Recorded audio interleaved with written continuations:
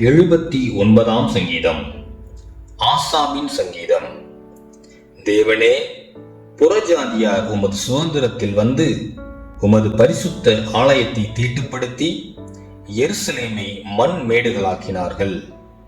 உமது ஊழியக்காரனின் பிரேதங்களை ஆகாயத்து பறவைகளுக்கும் உமது பரிசுத்தவான்களின் மாமிசத்தை பூமியின் மிருகங்களுக்கும் இரையாக கொடுத்தார்கள்.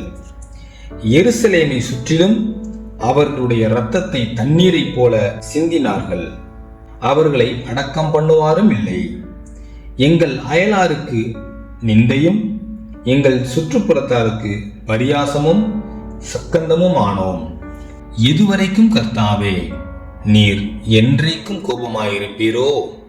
உம்முடைய எரிச்சல் அக்னியைப் போல் எரியுமோ? உம்மை அறியாத ஜாதிகள் மேலும் உமது நாமத்தை தொழுது கொள்ளாத ராஜ்யங்கள் மேலும் உம்முடைய உக்கிரத்தை ஊற்றிவிடும். அவர்கள் யாக்கோபை பட்சித்து அவன் குடியிருப்பை பாழாக்கினார்களே.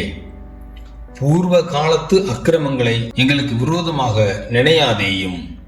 உம்முடைய இரக்கங்கள் சீக்கிரமாய் எங்களுக்கு நேரிடுவதாக. நாங்கள் மிகவும் தாழ்த்தப்பட்டு போனோம்.